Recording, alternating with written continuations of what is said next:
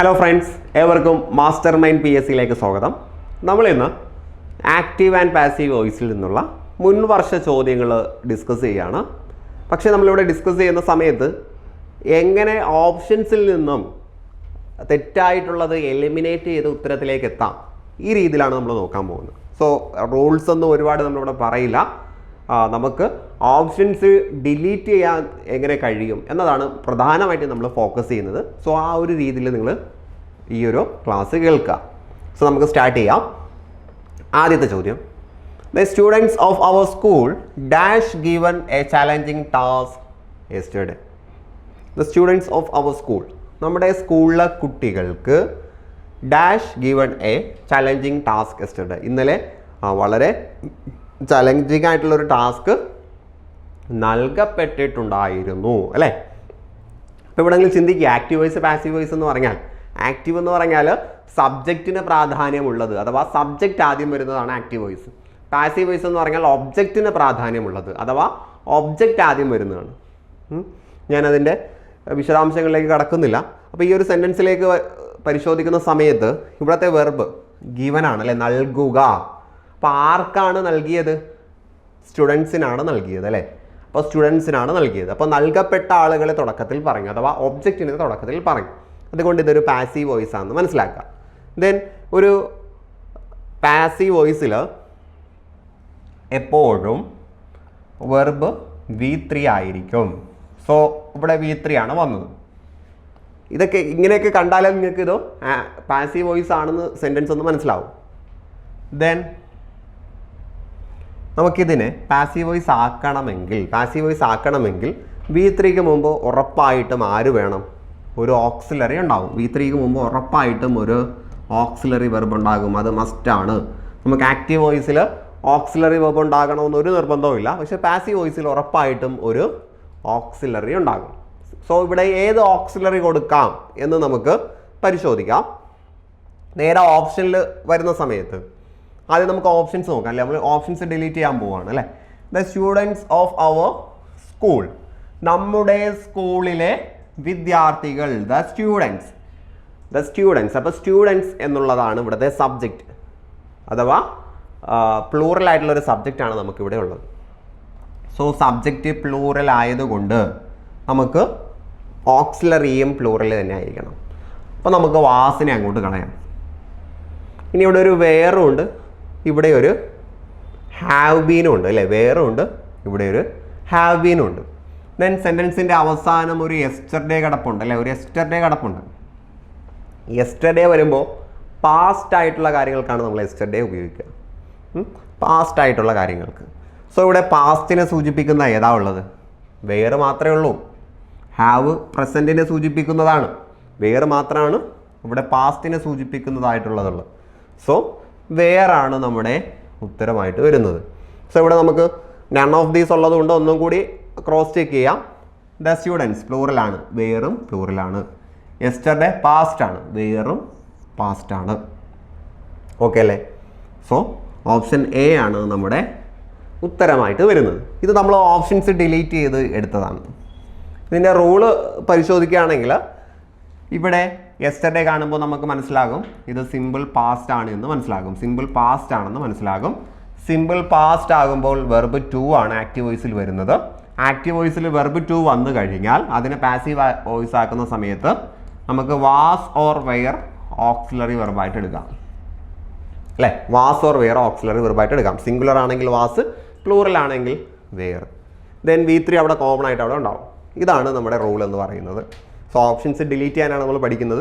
ഞാൻ അതുകൊണ്ട് അതിലേക്ക് വിശദമായിട്ട് കടക്കുന്നില്ല. ദെൻ അടുത്ത ചോദ്യത്തിലേക്ക് വരാം. A book is dash to Smitha by her. ഇതെപ്പോഴും കാണുന്ന സെൻറ്റൻസ് ആയതുകൊണ്ട് ഒരു പക്ഷേ ക്വസ്റ്റ്യൻ കാണുമ്പോൾ തന്നെ നിങ്ങൾക്ക് ആൻസർ കിട്ടിയിട്ടുണ്ടാവും. എ ബുക്ക് ഈസ്, ഒരു പുസ്തകം സ്മിതയ്ക്ക് അവളുടെ അങ്കിളിനാൽ നൽകപ്പെട്ടു. അതായത് അവളുടെ അങ്കിൾ സ്മിതയ്ക്ക് ഒരു പുസ്തകം നൽകിയിട്ടുണ്ട് എന്നാണ് ഇവിടുത്തെ പ്രശ്നം എന്ന് പറയുന്നത്. ഇവിടുത്തെ ഒന്നാമത്തെ പ്രശ്നം എന്ന് പറയുന്നത്, ചില ആളുകൾ ഈസ് കാണുമ്പോൾ ചാടി കയറി വെർബ് പ്ലസ് ING എന്ന് പറഞ്ഞ് ഉത്തരം ചെയ്ത് കളയും. ക്വസ്റ്റ്യൻസ് നന്നായിട്ട് വായിക്കുക. ഓപ്ഷൻസ് ഡിലീറ്റ് ചെയ്യുന്നതിന് മുമ്പ് ആദ്യം നിങ്ങൾ മനസ്സിലാക്കേണ്ടത് ക്വസ്റ്റ്യനാണ്. ക്വസ്റ്റ്യൻസ് നോക്കുക.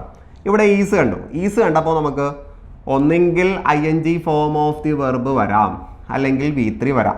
ING form of the verb വരുന്നത് ആക്റ്റീവ് വോയിസ് ആണ് എങ്കിലാണ്, V3 വരുന്നത് പാസീവ് വോയിസ് ആണെങ്കിലാണ്.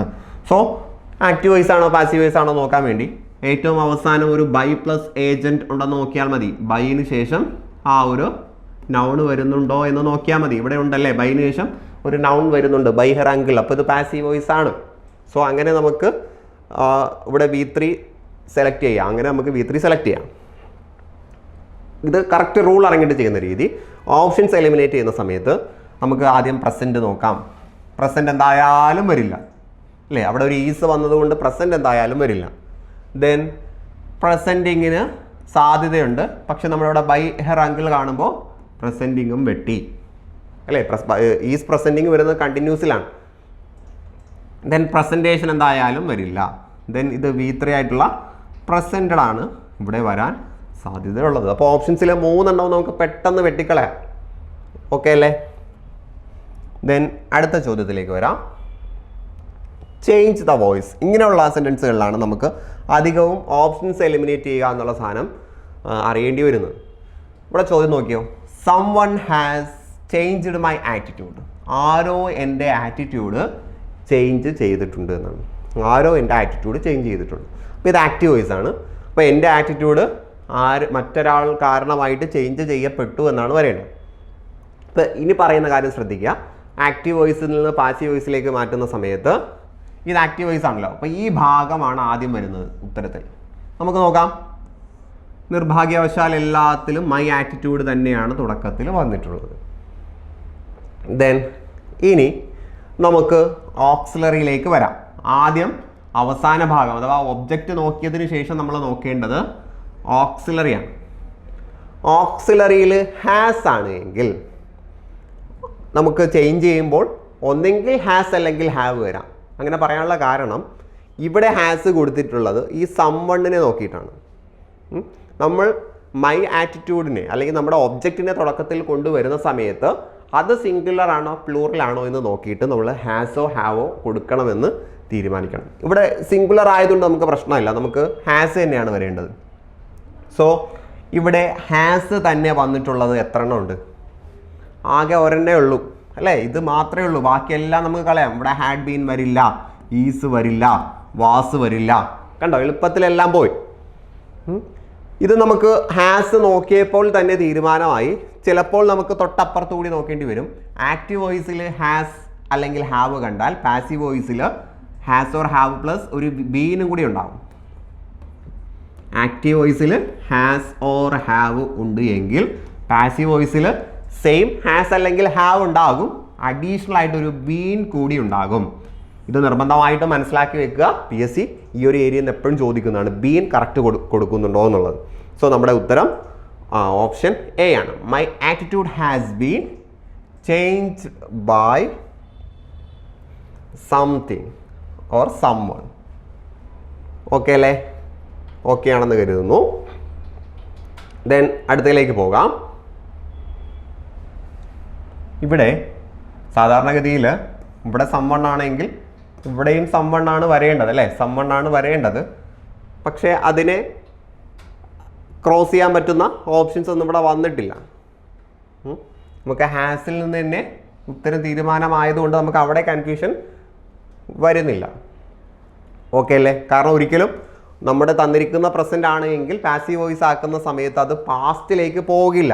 ഇവിടെ നോക്കൂ, my attitude had been changed by someone എന്ന് വന്നിട്ടുണ്ട്, സംവൺ. പക്ഷേ ഇത് പാസ്റ്റായി പോയി. നമുക്ക് പ്രസൻറ്റിൽ നിന്ന് തന്നെ കിട്ടണം അല്ലേ, ഹാസ് വരുമ്പോൾ നമുക്ക് പ്രസൻറ്റിന് തന്നെ കിട്ടണം. സോ ഓപ്ഷൻ എ ആണ് നമ്മുടെ ഉത്തരമായിട്ട് വരുന്നത്. ദെൻ അടുത്തതിലേക്ക് പോകാം. Let them build A hospital here. Let them build A hospital here. ഇത് ഒരു ആക്റ്റീവ് വോയിസ് ആണ്. ലെറ്റ് ദം വന്നതുകൊണ്ട് നമുക്ക് മനസ്സിലായി ഇത് സാധാരണ ഒരു സെൻറ്റൻസ് അല്ല, ഇംപറേറ്റീവ് സെൻറ്റൻസ് ആണ് അല്ലേ, ഇംപറേറ്റീവ് സെൻറ്റൻസ് ആണ്. സോ ലെറ്റ് വെച്ച് തുടങ്ങുന്ന ഒരു ഇംപറേറ്റീവ് സെൻറ്റൻസ് ആണ് എങ്കിൽ അവിടെ നമ്മൾ പാസീവ് വോയിസ് ആക്കുന്ന സമയത്തും ലെറ്റൊക്കെ തന്നെ വരും അല്ലേ? എല്ലാത്തിലും ലെറ്റ് വന്നിട്ടുണ്ട്. ഈ ലെറ്റ് എല്ലാത്തിലും വന്നിട്ടുണ്ട്. ദെൻ നമ്മൾ നേരത്തെ നോക്കിയതുപോലെ അവസാന ഭാഗം തുടക്കത്തിൽ വന്നിട്ടുണ്ടോ എന്ന് നോക്കാം. ലെറ്റ് എ ഹോസ്പിറ്റൽ എല്ലാത്തിലും വന്നിട്ടുണ്ടോ? ഹിയർ വേണ്ട, ലെറ്റ് എ ഹോസ്പിറ്റൽ നോക്കിയാൽ മതി. ലെറ്റ് എ ഹോസ്പിറ്റൽ എല്ലാത്തിലും വന്നിട്ടില്ല. ഇവിടെ വന്നിട്ടില്ല, ഇവിടെ വന്നിട്ടില്ല, ഇവിടെ വന്നിട്ടുണ്ട്. ലെറ്റ് എ ഹോസ്പിറ്റൽ ഇവിടെയും വന്നിട്ടുണ്ട്, ഇവിടെയും വന്നിട്ടുണ്ട്. ബിയിലും സിയിലും അത് വന്നിട്ടുണ്ട്. Then let a hospital be build here by them എന്നാണ് ഒന്നാമത്തേൽ വന്നിട്ടുള്ളത്. രണ്ടാമത്തതിൽ let a hospital be build here by them ആണ്. സോ ഇവിടെ നമുക്ക് നോക്കാം. ലെറ്റ് എ ഹോസ്പിറ്റൽ രണ്ടിലും ലെറ്റ് എ ഹോസ്പിറ്റൽ ഉണ്ട്, ബി രണ്ടിലുമുണ്ട്. ദെൻ ബിൽഡ് എടുക്കുന്ന സമയത്ത് ഒരു സ്ഥലത്ത് ബിൽഡും ഒരു സ്ഥലത്ത് ബിൽറ്റും ആണ് അല്ലേ? ബിൽറ്റും ആണ്. ബി കഴിഞ്ഞിട്ട് നമുക്ക് B3 ആണ് വരേണ്ടത്. ഇതിൽ ബിൽഡ് എന്ന പദത്തിൻ്റെ പ്രത്യേകത ബിൽഡ് എന്നുള്ളത് V1ഉം ബിൽറ്റ് ആകുന്ന സമയത്ത് ഇത് V2 അല്ലെങ്കിൽ V2ഉം V3ഉം ബിൽറ്റ് എന്നാണ് യൂസ് ചെയ്യുക. സോ ഇത്തരം പദങ്ങൾ സെൻഡ്, ബിൽഡ് പോലുള്ള പദങ്ങൾ വരുന്ന സമയത്ത് PSC അധികവും നമ്മൾ ശ്രദ്ധിക്കുക. നമ്മൾ ഈ ഒരു ബിൽഡ് അല്ലെങ്കിൽ ബിൽറ്റ് അവസാനത്തെ D അല്ലെങ്കിൽ T കറക്റ്റായിട്ട് കൊടുക്കുന്നുണ്ടോ എന്ന് ശ്രദ്ധിക്കും. സോ ബിൽറ്റാണ് വരേണ്ടത് അല്ലേ? Let a hospital be built here by them. ഇതാണ് നമ്മുടെ കറക്റ്റായിട്ടുള്ള ഉത്തരം. Let a hospital be built here by them. അവരാൽ ഇവിടെ ഒരു ഹോസ്പിറ്റൽ നിർമ്മിക്കപ്പെടാൻ അനുവദിക്കുക എന്നാണ് ഉത്തരം വരുന്നത്. സോ ആദ്യം ലെറ്റ് ഉണ്ടോ നോക്കുക, ദെൻ അവസാനം പറഞ്ഞ ഒബ്ജക്റ്റ് തുടക്കത്തിൽ വന്നിട്ടുണ്ടോ നോക്കുക, ദെൻ ഒരു ബി ഉണ്ടോ നോക്കുക, ശേഷം വെർബ് 3 ആണോ നോക്കുക. ഇത്രയും കാര്യങ്ങൾ നോക്കുമ്പോൾ തന്നെ നമുക്ക് ഉത്തരം കൺഫേം ആകും. അപ്പോൾ ആദ്യം ലെറ്റ് ഉണ്ടോ നോക്കുക, ശേഷം ഒബ്ജക്റ്റ് വന്നിട്ടുണ്ടോ നോക്കുക, അതിനുശേഷം ബി വന്നിട്ടുണ്ടോ നോക്കുക, ശേഷം വെർബ് 3 വന്നിട്ടുണ്ടോ നോക്കാം. ഇത്രയും കാര്യങ്ങൾ നോക്കുമ്പോൾ നമുക്ക് ഉത്തരത്തിലേക്ക് എത്താൻ കഴിയും. ദെൻ അടുത്തതിലേക്ക് പോകാം. Choose the correct passive form of the sentence. People will laugh at you if you wear these green pants for the party. നീ ഈ ഒരു ഗ്രീൻ കളറിലുള്ള പാൻസ് ആണ് ധരിച്ചിട്ട് പോകുന്നത് എങ്കിൽ ആളുകൾ എന്ത് ചെയ്യും? നിങ്ങളെ കളിയാക്കും അല്ലെങ്കിൽ നിന്നെ കളിയാക്കും. സോ ഇത് പാസീവ് വോയിസ് ആക്കുന്ന സമയത്ത് ആളുകളാൽ നിങ്ങൾ എന്ത് ചെയ്യും? കളിയാക്കപ്പെടും എന്നാണ് പറയേണ്ടത്. ആളുകളാൽ നിങ്ങൾ കളിയാക്കപ്പെടും. സോ യു തുടക്കത്തിൽ പറഞ്ഞു, എല്ലാത്തിലും യു വന്നിട്ടുണ്ട്. ദെൻ ഇവിടെ വില്ല വന്നിട്ടുള്ളത് അല്ലേ? യു കഴിഞ്ഞിട്ട് വില്ലാണ് വന്നിട്ടുള്ളത്. അപ്പോൾ എല്ലാത്തിലും ആര് തന്നെ വരണം? വില്ല് തന്നെ വരണം. നമ്മുടെ ഉത്തരത്തിലും വില്ല് തന്നെ വരണം. അപ്പോൾ രണ്ട് വുഡ് നമുക്ക് കളയാം. അപ്പോൾ ഒന്നെങ്കിൽ ഇതല്ലെങ്കിൽ ഇതായിരിക്കും ഉത്തരം. ബാക്കി നമുക്ക് പരിശോധിക്കാം. യു വിൽ ബി ലാഫ്ഡ്, ഇവിടെയും യു വിൽ ബി ലാഫ്ഡ്, രണ്ടും സെയിം ആയിട്ട് വന്നു. At if these green pants, രണ്ടും സെയിം ആയിട്ട് വന്നു. ഇവിടെ ആറും വന്നു, ഇവിടെ വുഡും വന്നു അല്ലേ? വോൺ ഫോർ ദ പാർട്ടി, ഇവിടെ be worn for the party. So നമുക്ക് ഈ ഭാഗത്തേക്ക് വരാം. ഇഫ് യു വിയർ എന്ന് പറഞ്ഞാൽ V1 ആണ്, വെർബ് 1 ആണ്. സോ നമ്മൾ നേരത്തെ പറഞ്ഞു വെർബ് 2 വന്നു കഴിഞ്ഞാൽ വാസ് അല്ലെങ്കിൽ വെയർ വരണം. ഒരു സെൻറ്റൻസിൽ വെർബ് 1 വന്നു കഴിഞ്ഞാൽ ആം ഈസ് ആറിലെ ഏതെങ്കിലും ഒന്ന് വരണം. ആം ഈസ് ആർ ഇതിലെ ഏതെങ്കിലും ഒന്ന് വരണം. അപ്പോൾ ഇതിൽ ആം ഈസ് ആറിലെ ഏതെങ്കിലും ഒന്ന് വന്നിട്ടുള്ളത് ഓപ്ഷൻ സിയിലാണ്. സോ ഇതാണ് നമ്മുടെ ഉത്തരമായിട്ട് വരുന്നത്. ഇത് ഉത്തരമായിട്ട് ആവരില്ല. ഓക്കെ അല്ലേ? ഇതാണ് നമ്മൾ ഓപ്ഷൻസ് ഡിലീറ്റ് ചെയ്തെടുത്തത്. ഞാൻ ഈ പറഞ്ഞ ഓർഡർ നോക്കുമ്പോൾ തന്നെ നിങ്ങൾക്ക് ഉത്തരം കിട്ടും. പിന്നീട് നിങ്ങൾ മനസ്സിലാക്കേണ്ടത് ഇത് ഒരു കോംപ്ലക്സ് സെൻറ്റൻസ് ആണ് അല്ലേ? രണ്ട് ഭാഗങ്ങൾ ഇവിടെ ഉണ്ട്. People will laugh at you എന്നുള്ള ഭാഗമുണ്ട്.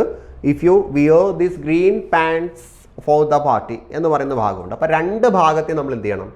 പാസീവ് വോയിസ് ആക്കി മാറ്റണം. പുതിയ പാറ്റേണുള്ള ചോദ്യങ്ങൾ ഇങ്ങനെയൊക്കെയാണ് നിങ്ങൾ പ്രതീക്ഷിക്കേണ്ടത്. അപ്പോൾ ഇവിടെ രണ്ട് ഭാഗങ്ങളും നമ്മൾ പാസീവ് വോയിസ് ആക്കി മാറ്റണം. അപ്പോൾ ഇതിൽ ആദ്യത്തെ ഭാഗം നമ്മൾ എടുത്ത് മാറ്റിയതാണ്. ആദ്യം യു തുടക്കത്തിലുണ്ടോ എന്ന് നോക്കി, ദെൻ ഇവിടുത്തെ വില്ല് കറക്റ്റ് ഉണ്ടോ എന്ന് നോക്കി, അല്ലേ? അപ്പോൾ കറക്റ്റാണ്. ഇപ്പോൾ ഇവിടെ വില്ല് വന്നു കഴിഞ്ഞാൽ പാസീവ് വോയിസ് ആക്കുന്ന സമയത്ത് വിൽ ബി ആകും കേട്ടോ. വില്ല് പാസീവ് വോയിസ് ആക്കുന്ന സമയത്ത് വിൽ ബി ആകും. ദെൻ ലാഫ് വെർബ് ടു, അതെല്ലാം കറക്റ്റാണ്. രണ്ട് സ്ഥലത്ത് അത് കറക്റ്റ് ആയതുകൊണ്ട് നമുക്ക് ഈ ഭാഗം അധികം നോക്കേണ്ടി വന്നില്ല. രണ്ടാമത്തെ ഭാഗം വരുന്ന സമയത്ത് ഇഫ് അങ്ങനെ കൊടുക്കുക. ദെൻ ഇവിടുത്തെ ഒബ്ജക്റ്റ് ദീസ് ഗ്രീൻ ആണ്. ദീസ് ഗ്രീൻ തുടക്കത്തിൽ കൊടുക്കുക. രണ്ടിടത്തും ദീസ് ഗ്രീൻ തുടക്കത്തിൽ കൊടുത്തിട്ടുണ്ട്. പിന്നെ വെർബ് നോക്കുന്ന സമയത്ത് ഇത് V1 ആയിരുന്നു. V1 ആയതുകൊണ്ട് നമുക്ക് ആമീസ് ആറിൽ നിന്നുള്ള ഏതെങ്കിലും വരണം. ദീസ് ഗ്രീൻ പാൻസ് എന്നുള്ളത് പ്ലൂറൽ ആയതുകൊണ്ട് നമ്മൾ 6 കൊടുക്കണം. അപ്പോഴാണ് നമുക്കിത് എലിമിനേറ്റ് ചെയ്യാൻ കഴിഞ്ഞത്. കണ്ടില്ലേ?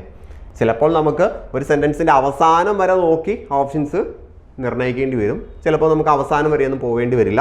ആദ്യത്തെ ഒരു 3 വേർഡ്സ് നോക്കുമ്പോൾ തന്നെ നമുക്ക് ഉത്തരം ക്ലിയർ ആയിട്ടുണ്ടാവും. സോ ഇത് നിങ്ങൾക്ക് മനസ്സിലായിട്ടുണ്ടെന്ന് കരുതുന്നു.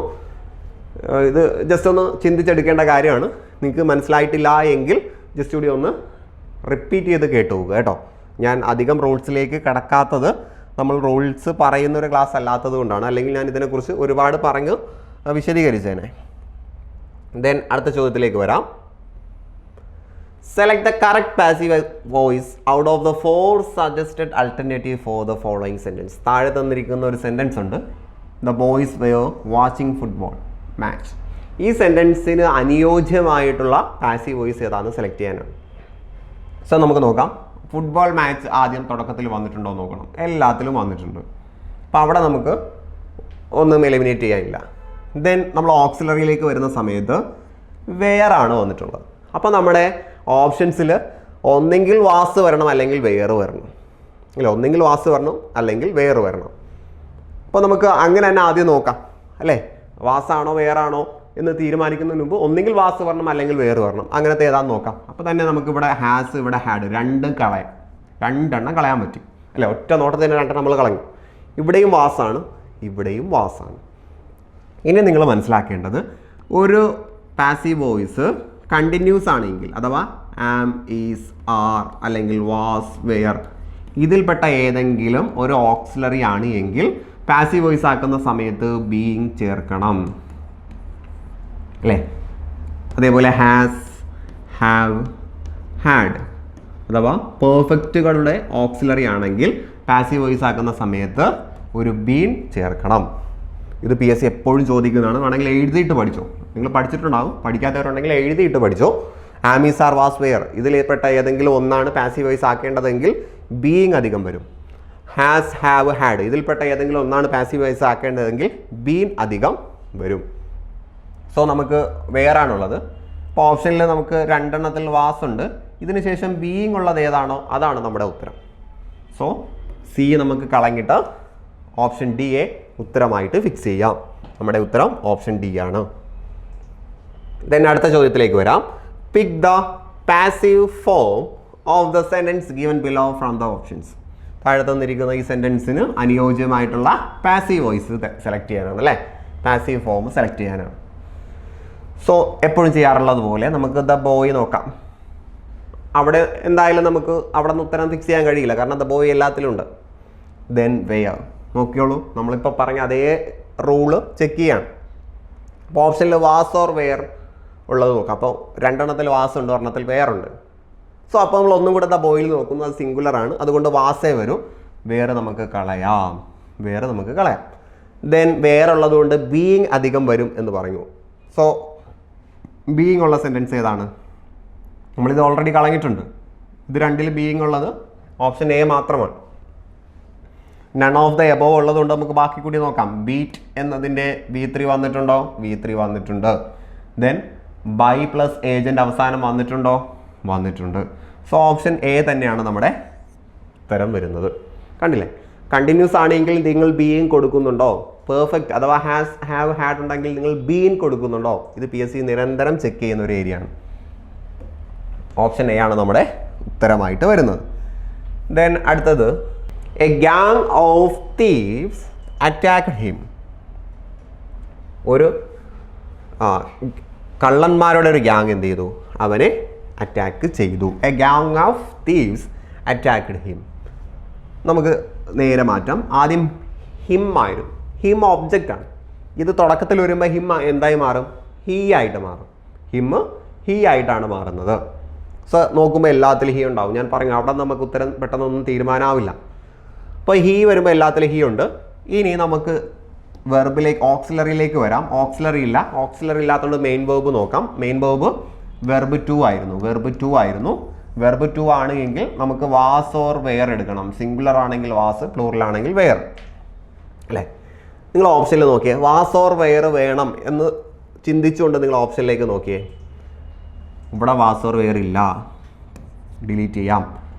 ഇവിടെ വാസ് ഓർ വെയർ ഉണ്ട്, തൽക്കാലം ഹോൾഡ് ചെയ്യാം. ഇവിടെ വാസ് ഓർ വെയർ ഇല്ല, ഡിലീറ്റ് ചെയ്യാം. ഇവിടെ ഈസ് ആണുള്ളത്, ഡിലീറ്റ് ചെയ്യാം. രണ്ടാമത്തെ നോട്ടത്തിൽ തന്നെ നമുക്ക് സാധനം ക്ലിയറായി, ഉത്തരം നമുക്ക് കിട്ടിയിട്ടുണ്ട് അല്ലേ? പിന്നീട് ആ V3 വന്നു, ബൈ ഏജൻ്റ് ഒക്കെ വന്നു, ബാക്കിയൊക്കെ കൃത്യമായിട്ടുണ്ട്. കണ്ടില്ലേ? ചിലപ്പോൾ നമുക്ക് പെട്ടെന്ന് ഉത്തരത്തിലേക്ക് എത്താൻ പറ്റും, ചിലപ്പോൾ അവസാനത്തെ പദം വരെ നമ്മൾ നോക്കേണ്ടി വരും. സോ പലതരത്തിലുള്ള സെൻറ്റൻസ് ആക്റ്റീവ് വോയിസ് പാസീവ് വോയിസിൽ നിന്ന് നമ്മൾ മുൻവർഷ ചോദ്യങ്ങളിൽ നിന്ന് പഠിച്ചു. ഇനി അടുത്തൊരു ക്ലാസ്സിൽ കൂടുതൽ ചോദ്യങ്ങളായിട്ട് നമുക്ക് വീണ്ടും കണ്ടുമുട്ടുക. അതുവരെ എല്ലാവർക്കും എല്ലാവിധ ആശംസകളും അറിയിച്ചുകൊണ്ട് ഞാൻ നിർത്തുന്നു. Good bye. ഇനി നിങ്ങൾക്ക് PSC മത്സര പരീക്ഷകളിൽ SCERT പാഠഭാഗങ്ങളിൽ നിന്നും ഒരു മാർക്ക് പോലും നഷ്ടമാകില്ല. SCERT പാഠപുസ്തകങ്ങൾ അധിഷ്ഠിതമാക്കി പ്രഗത്ഭരായ അധ്യാപകരുടെ മേൽനോട്ടത്തിലുള്ള വിശദമായ വീഡിയോ ക്ലാസുകൾ, ഒപ്പം തന്നെ നിങ്ങളുടെ പഠനം ലളിതമാക്കുന്നതിനായി SCERT ചോദ്യോത്തരങ്ങൾ ക്വിസ് രൂപത്തിൽ തയ്യാറാക്കി നൽകിയിരിക്കുന്നു. ഇനി എന്തിനു മടിച്ചു നിൽക്കണം? ആവശ്യമുള്ളത് മാത്രം പഠിച്ച് ചുരുങ്ങിയ സമയം കൊണ്ട് ഉദ്യോഗാർത്ഥിയിൽ നിന്നും ഉദ്യോഗസ്ഥരാകൂ. Master mind mobile application install ചെയ്ത് പഠനം ആരംഭിക്കും.